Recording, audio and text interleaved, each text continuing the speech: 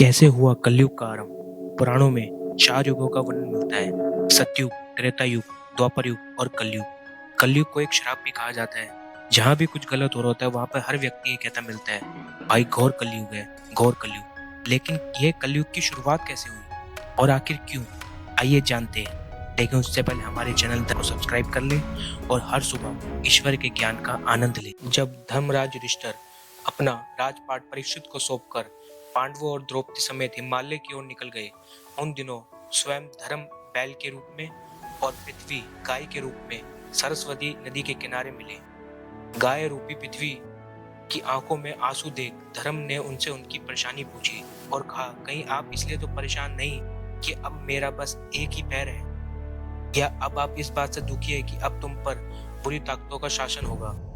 पृथ्वी बोली, धर्म, आप तो सब जानते हो, सभी गुणों के स्वामी भगवान श्री कृष्ण के चरण जब मुझ पर पड़ते थे तो मैं अपने आप को सौभाग्यशाली मानती थी। लेकिन अब उनके जाने के बाद कलयुग का मुझ पर राज होगा। इतने में वहां पर कलयुग आ गया और बैल और गाय को मारने लगा।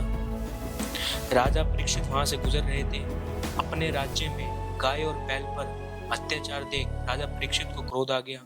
उन्होंने धनुष उठाया और कहा, तुम कौन हो? तब उस व्यक्ति ने बताया कि मैं कलयुग हूँ, मुझे ब्रह्मा द्वारा बनाया गया है और अब द्वापर युग के अंत हो चुका है और अब मेरा राज होना है। लेकिन पूरी पृथ्वी पर तो आपका राज है, इसलिए मैं आपका इंतजार कर रहा था कि आपकी आज्ञा से मैं अपने युग में प्रवेश कर पाऊं। राजा परीक्षित ने कहा कि तुम मेरे इंतजार तो कर रहे थे, लेकिन यह बैल कौन है और इसे क्यों परेशान कर रहे हो?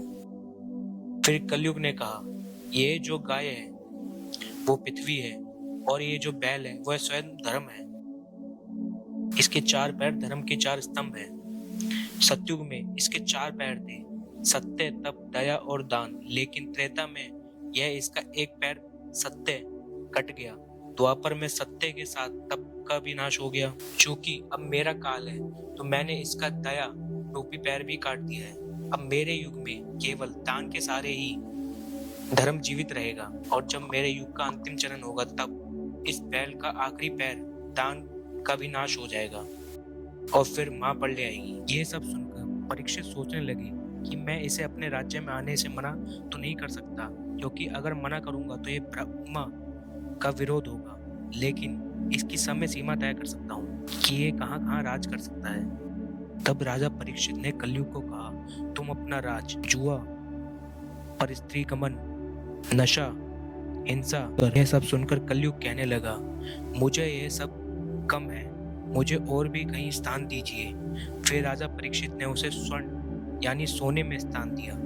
सोने में स्थान देने के बाद कलयुग प्रत्यक्ष रूप से तो चला गया, लेकिन अदृश्य रूप से राजा परीक्षित के स्वर्ण मुकुट में निवास करने लगा। इसी वजह से वह धीरे धीरे पूरी पृथ्वी पर राज करने लगा। ऐसे हुआ कलयुग का आरंभ।